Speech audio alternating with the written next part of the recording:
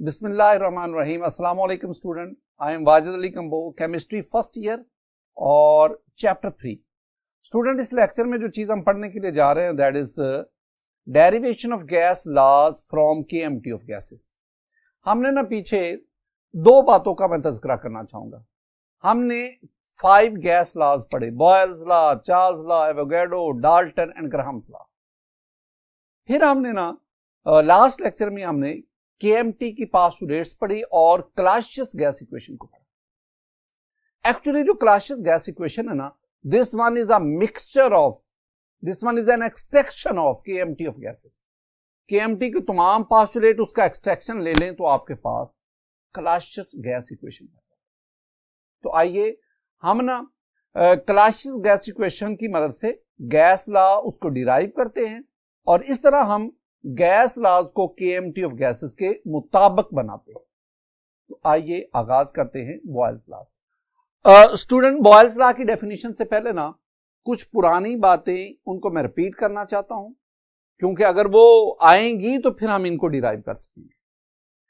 हमने पढ़ा Clausius gas equation, that is PV 1/3 MnC² बार। इसमें P क्या है? P is the pressure.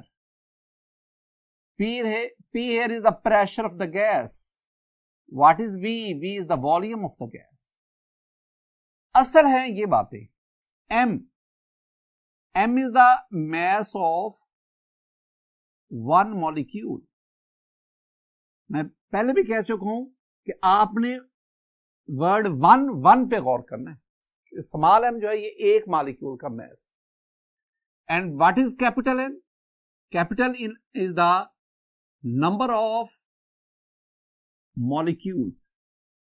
और यहां मैं एक और चीज आपके गोश गुजार करता चलूं कि अगर आप 1 मोल ऑफ गैस लेते हैं and you know 1 mole gas में एवोगैड्रो नंबर ऑफ मॉलिक्यूल्स होते हैं, तो 1 मोल ऑफ गैस के लिए आप N की वैल्यू लिखेंगे Na। N number of molecules और 1 मोल गैस में मॉलिक्यूल्स की तादाद एवोगैड्रो नंबर, तो आप N की जगह पे Na लिखेंगे। और एक और बात भी हम पहले पढ़ चुके हैं कि जब एक मॉलिक्यूल के मास को एवोगैड्रो नंबर से मल्टीप्लाई किया जाए that gives us the molar mass. ये रिलेशन भी आपने ध्यान में रखना। And C² bar that is called mean square velocity. Mean square velocity ये हमारे पास क्लासियस गैस इक्वेशन और उसके अंदर जो भी पैरामीटर टर्म्स यूज हो रही हैं हमने उन सब को याद किया कि क्या किया। अब आए बॉयल्स लॉ। बॉयल्स लॉ की डेरिवेशन से पहले ना दो बातें ज़हन में बिठाएं। पहली बात कि जब हमने इस चैप्टर के शुरू में बॉयल्स लॉ को पढ़ा था तो बॉयल्स लॉ की मैथमेटिकल फॉर्म हमारे पास क्या आई थी? स्टूडेंट, ये थी बॉयल्स लॉ की mathematical form, PV that is equal to K। PV that is equal to K at constant temperature and number of moles। ये दोनों चीजें कांस्टेंट थी, तो the product of pressure and volume of given mass of a gas is a constant quantity.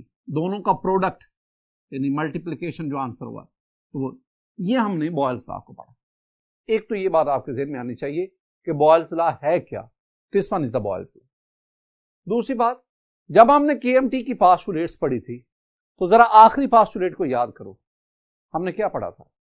आखिरी postulate हमने पढ़ी थी यानी according to KMT of gases. Last postulate की बात कर रहा हूं कि the average kinetic energy of gas molecules is directly proportional to the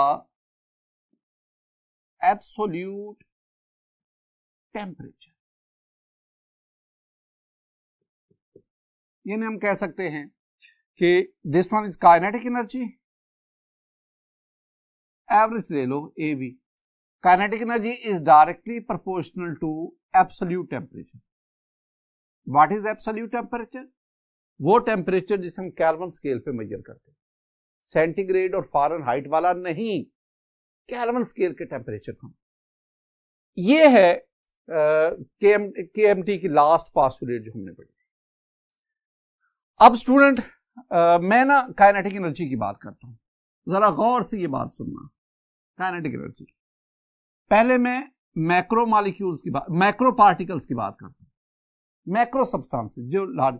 मसलन मेरे पास ये एक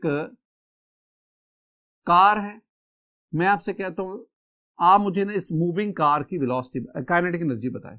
आप सिंपल सा फार्मूला कहेंगे, आप कहेंगे K is equal to half m v square. m is the mass of this car, v is the velocity. ये रिलेशन लो, आपके पास इसकी काइनेटिक एनर्जी है। लेकिन एक और बात सुने, अगर आपके पास माइक्रो पार्टिकल्स हो, माइक्रो, जैसे कि मेरे पास ये कंटेनर है, कंटेनर में गैस के मॉलिक्यूल्स हैं। हमने मैक्सवेल लॉ से पढ़ा, तमाम मॉलिक्यूल्स की वेलोसिटी एक जैसी नहीं है, they are moving with different velocities. वो उसने जो law of distribution of velocity दिया मैक्सवेल ने, तो मॉलिक्यूल सेम कंडीशन पर डिफरेंट वेलोसिटी से मूव कर रहे। मैं इस गैस की काइनेटिक एनर्जी जानना चाहता हूं। अगर एक पार्टिकल होता तो मेरे लिए ये formula half m v square लगाना बहुत आसान था। इतने ज्यादा पार्टिकल हैं, तो अब क्या किया जाए? आप दो काम करें। पहली बात, एक मॉलिक्यूल का mass of one molecule small m is called mass of one molecule, और n is the total number of molecules. तो जब आप mn लेते हैं ना, mn, तो आप ये मास वाला फैक्टर इसको अकोमोडेट कर जाते हैं। जब हम mn लेते हैं, इट मींस कि हम काइनेटिक एनर्जी के रिलेशन में ये जो मास का फैक्टर है ना, गैस की सूरत में हम इसको स्मॉल m कैपिटल N से जाहिर करेंगे। m mass of one molecule, n number of molecule. जितने भी मॉलिक्यूल होंगे उनकी तादाद को एक मॉलिक्यूल के मास से मल्टीप्लाई कर दो, तो तमाम मॉलिक्यूल का आपके पास मास आ जाएगा। दूसरी बात, अब हर एक मॉलिक्यूल की वेलोसिटी मुख्तलिफ है, तो आप इन सब की मीन स्क्वायर वेलोसिटी ले लें। तो इसका मतलब है कि इस फैक्टर की जगह पे मैं लिखूंगा c स्क्वायर बार, ये फैक्टर। तो इस तरह मेरे पास जो काइनेटिक एनर्जी आ जाएगी, तो वो आ जाएगी काइनेटिक एनर्जी हाफ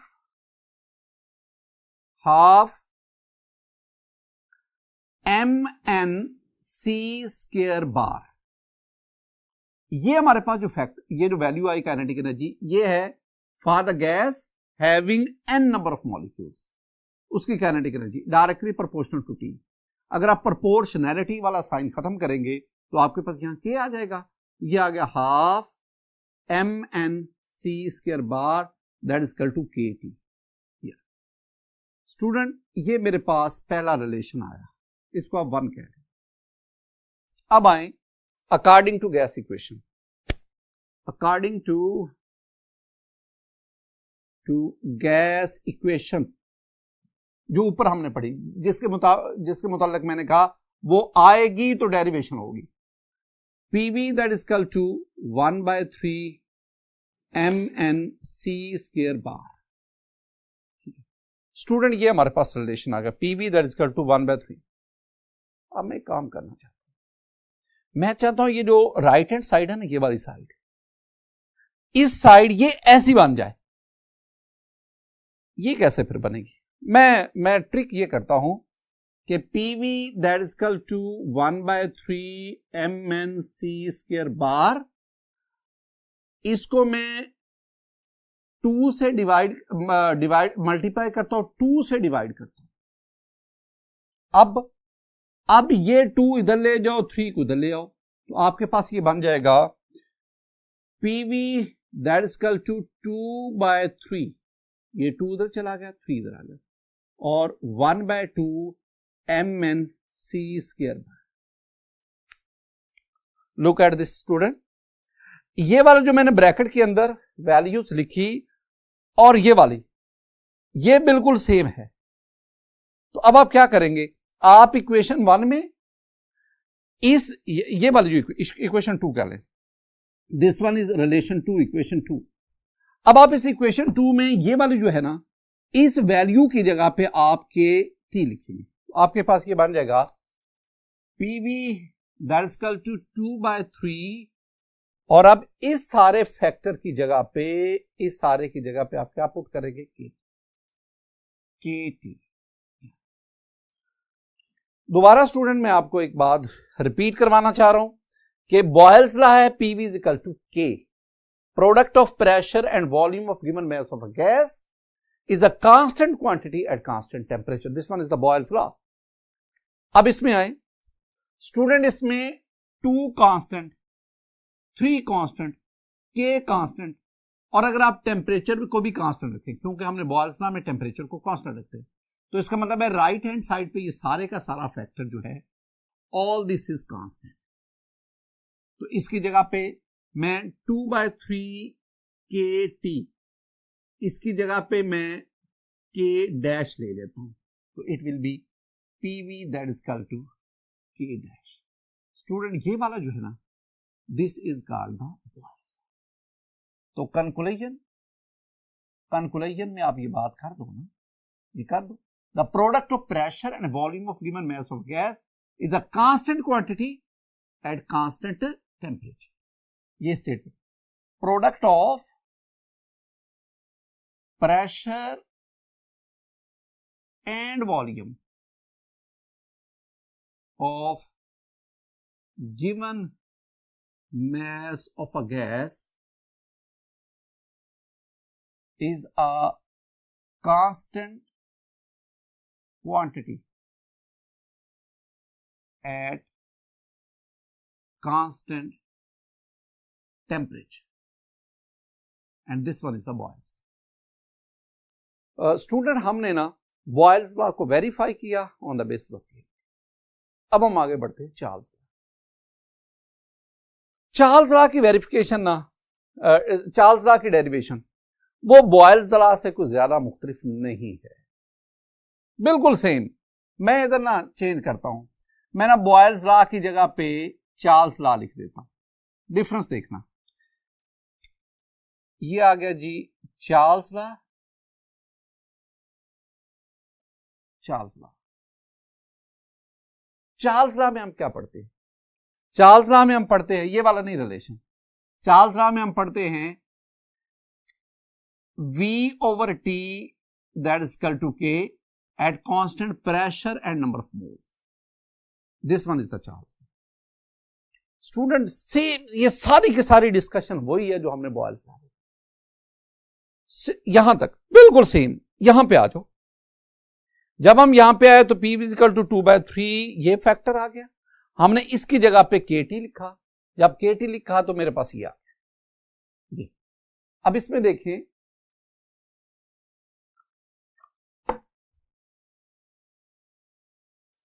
इसका मतलब है कि बॉयल्स लॉ चार्ल्स लॉ की डेरिवेशन में हम तकरीबन 90% एक ही चीज पढ़ रहे हैं। अब यहां इस पे आ जाए,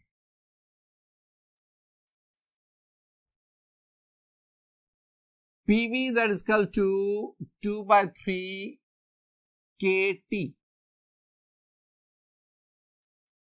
ये मेरे पास है। अब जरा रीअरेंज करो, P को इधर ले जाओ, T को इधर ले आओ, तो ये बन जाएगा V/T that is equal to 2/3, ऊपर K है और नीचे P आ। अब फिर 2 कांस्टेंट, 3 कांस्टेंट, K कांस्टेंट, और चार्ल्स लॉ में हम प्रेशर को क्या रखते हैं, कांस्टेंट। तो ये आपके पास 2/3 K और P, ये कांस्टेंट है और इसको हम कहते हैं K डबल डैश। तो मेरे पास ये बन जाएगा V/T that is equal to K double dash. ये तब आएगा when the pressure is kept constant, when the number of moles are constant, and this one is the Charles law. तो तकरीबन 95%, 90 to 90 वही बातें जो हमने बॉयल्स में। आखिर में थोड़ा सा रीअरेंजमेंट करते। रीअरेंजमेंट की जरूरत इसलिए पेश आई क्योंकि बॉयल्स लॉ में हम टेम्परेचर को कांस्टेंट रखते हैं और चार्ल्स लॉ में जाकर हम प्रेशर को खोजते हैं, जिसकी वजह से हमें रीअरेंज करना। तो इसके नीचे भी आप कंक्लूजन स्टूडेंट लिखेंगे, और कंक्लूजन में जो सेंटेंस लिखेंगे वो मैं बोल देता हूं, पीछे हम पढ़ के आए हैं। The ratio between volume of given mass of a gas and absolute temperature is a constant quantity at constant pressure. Temperature must be absolute temperature. Temperature must be measured on Kelvin scale. अब हम आगे बढ़ते हैं. We have number 3. We have Avogadro's law. Avogadro's law.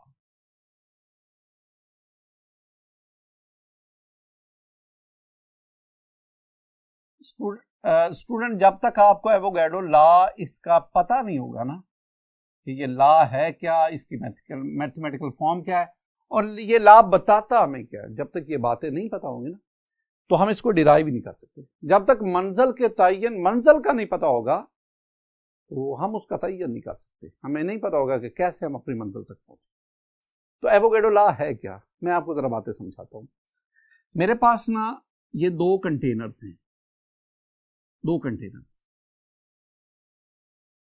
ये दो container, इसमें gas एक है, इसमें दूसरी गैस है, दोनों कंटेनर का प्रेशर सेम, दोनों कंटेनर का वॉल्यूम सेम, दोनों कंटेनर का टेम्परेचर भी सेम, प्रेशर भी दोनों का सेम, वॉल्यूम भी सेम, दोनों कंटेनर का टेम्परेचर भी सेम। इसमें गैस ए है, इसमें गैस बी है। अगर दो गैसेस की ये तीन वैल्यू सेम होंगी तो इनकी चौथी वैल्यू यानी नंबर ऑफ मोल भी सेम होंगे। नंबर ऑफ मोल सेम होने का मतलब है कि दोनों के नंबर ऑफ मॉलिक्यूल्स भी क्या होंगे, सेम। स्टूडेंट ये जो मैंने आपसे बात की ना, this one is the Avogadro law. Equal volume of all gases at same temperature and same pressure contains equal number of molecules. This one is the Avogadro law. आइए, क्या ये बात जो है इसको हम KMT से डिराइव कर सकते हैं? यस, जरा सुने स्टूडेंट, मेरे पास दो कंटेनर्स, ये दो कंटेनर्स हैं, एक में दो कंटेनर, इसमें मैं गैस लेता हूं, दिस वन इज गैस 1, इस कंटेनर में एक मैं और गैस लेता हूं, दिस वन इज गैस 2, ये गैस 2 है। दो अलग अलग गैसेस है, दो मुख्तलिफ गैसेस है। इस कंटेनर का प्रेशर सपोज 700 टॉर, इसका प्रेशर 700 टॉर, दोनों का प्रेशर सेम।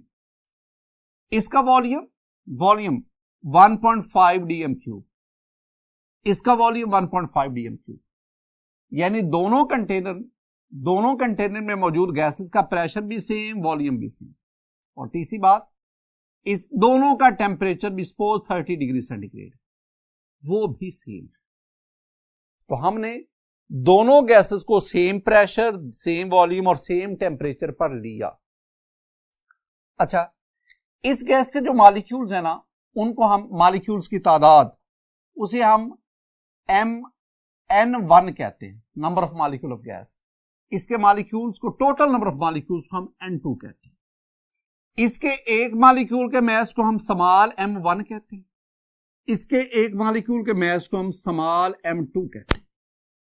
इसके मॉलिक्यूल की mean square velocity c1 square बार लेते हैं, और इसके तमाम मॉलिक्यूल्स की जो मीन स्क्वायर वेलोसिटी इसे हम c2 स्क्वायर बार लेते हैं। ये जो सारी मैंने बातें लिखी है ना, ये सारी हमने अभी अभी पढ़ी, इसमें नई कोई बात नहीं। अब आप इस गैस पर आप अप्लाई करें क्लासियस गैस इक्वेशन। तो जब मैं फॉर गैस 1 के लिए क्लासियस गैस इक्वेशन क्या है, PV that is equal to 1/3 MnC square bar. लेकिन जब आप गैस 1 की बात करते हैं ना स्टूडेंट, यहां M1 आएगा, mass of one molecule of gas 1, N1 number of molecules of gas 1 and C1 square उनकी मीन स्क्वायर वेलोसिटी।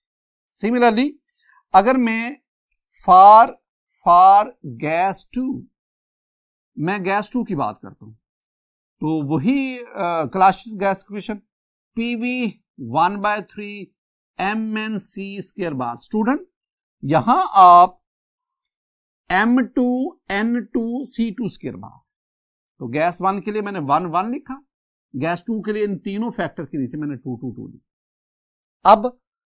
अब दोनों गैसेस के लिए प्रेशर और वॉल्यूम सेम है। अगर प्रेशर और वॉल्यूम सेम होगा दोनों गैसेस के लिए तो इट मींस PV और PV इन दोनों जो फैक्टर, इसे आप इक्वेशन 1 कह लो, इसे आप इक्वेशन 2 कह लो। जब प्रेशर और वॉल्यूम सेम होगा तो इनकी लेफ्ट हैंड साइड बराबर होगी। तो इक्वेटिंग द अबव इक्वेशन, दोनों इक्वेशन को इक्वेट करें, इक्वेटिंग इक्वेशन 1 एंड 2, तो अगर इनकी लेफ्ट हैंड साइड बराबर है तो राइट हैंड साइड भी बराबर होगी। स्टूडेंट यू विल हैव 1/3 इसके M1 N1 C1 square bar that must be equal to 1/3 M2 N2 C2 square बार।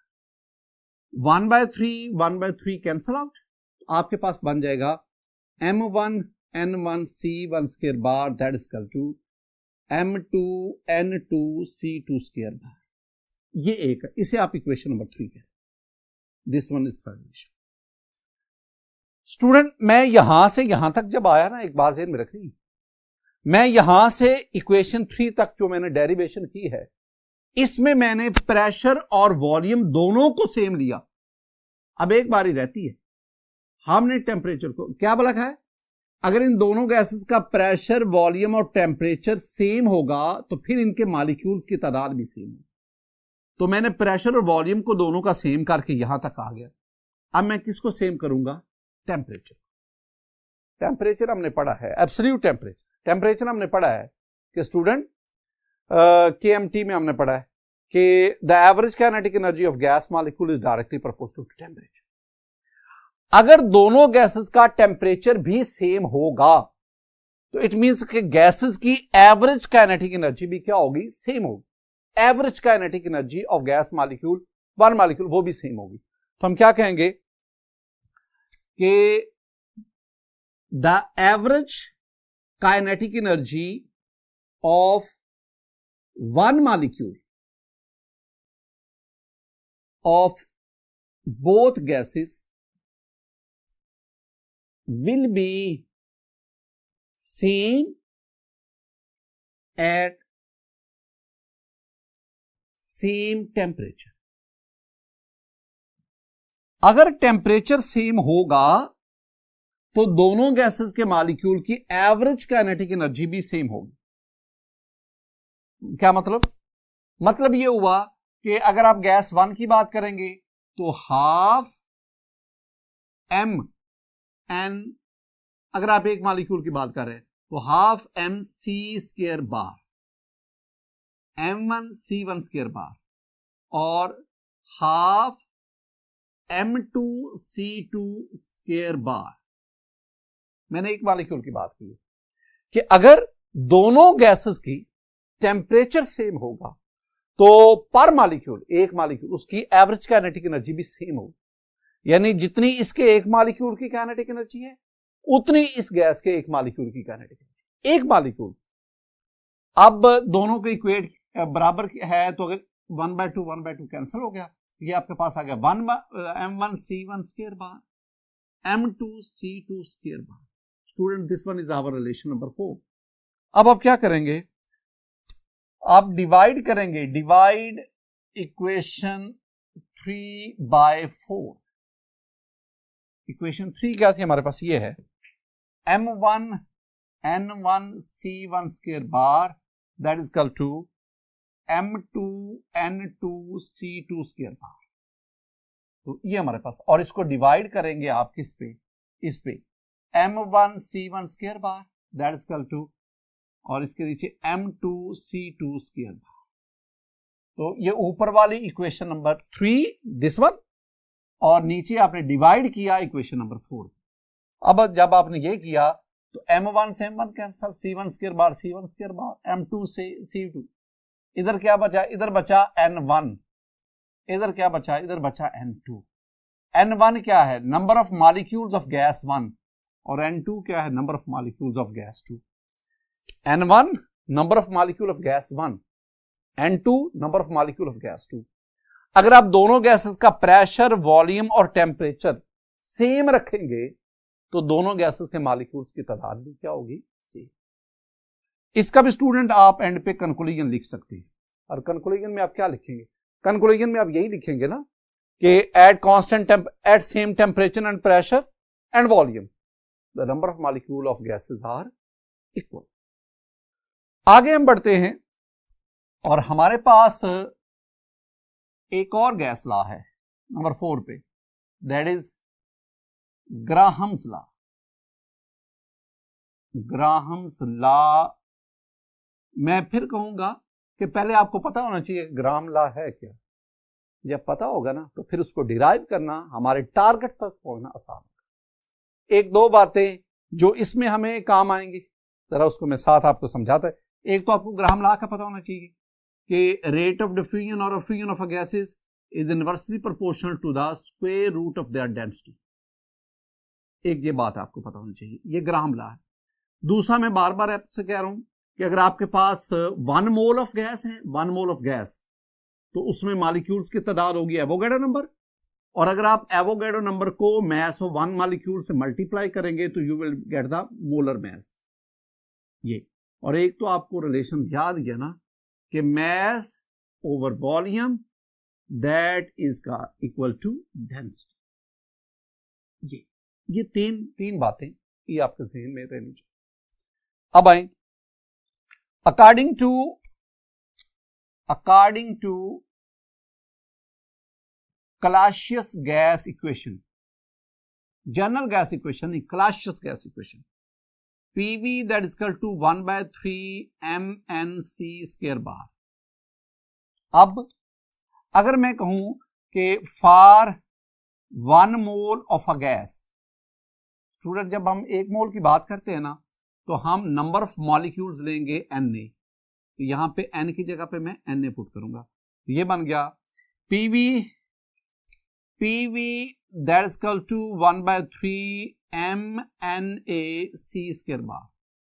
और मैंने आपसे कहा कि जब आप एक मॉलिक्यूल के मास को एवोगैड्रो नंबर से मल्टीप्लाई करते हैं that is the molar mass. ये याद रखना है, कंसेप्चुअली भी याद रखना है, वैसे भी आपको रट्टा लगाना चाहिए।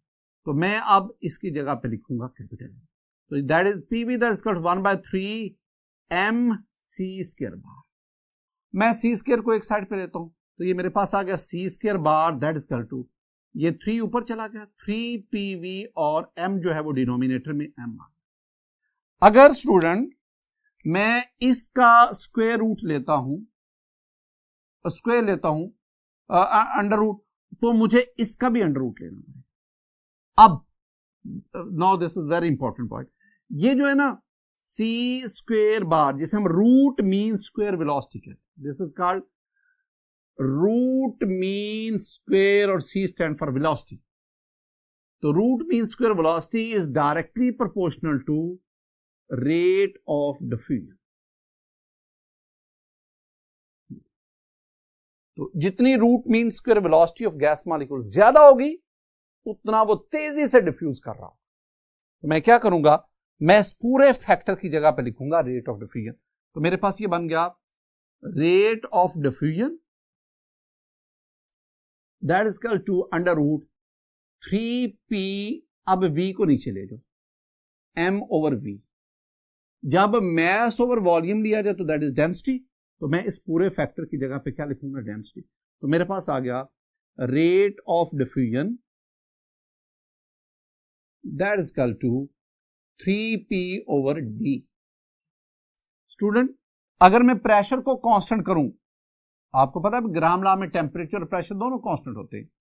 अगर प्रेशर को मैं कांस्टेंट करूं 3 तो वैसे भी कांस्टेंट है, तो क्या होगा, rate of diffusion is inversely proportional to under root D। और my dear student this one is the Graham's law.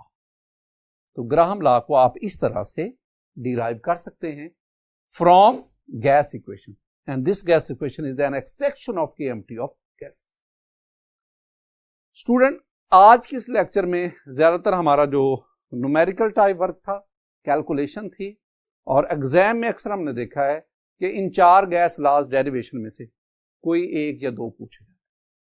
हमने ना चैप्टर के शुरू में इन गैस लॉज की statement, experimental verification, graphical explanation, इनसे रेलेवेंट क्वेश्चन उनको पढ़ा, और इस मरहले में आके हमने KMT ऑफ गैसेस, उसकी पास्टुलेट को पढ़ा, उन पास्टुलेट की बुनियाद पर क्लासियस गैस इक्वेशन को पढ़ा, और क्लासियस गैस इक्वेशन की मदद से हमने इन गैस लॉज को डिराइव किया। एक्चुअली हमने इन गैस लॉज को KMT ऑफ गैसेस के मुताबिक बना दिया, प्रूव कर दिया कि these gas laws also follow the postulates of KMT of gases. मेरी दुआ है कि अल्लाह ताला आप पर अपना फजल और करम फरमाए, अल्लाह ताला आपको इल्म में, आपके हुनर में इजाफा फरमाए।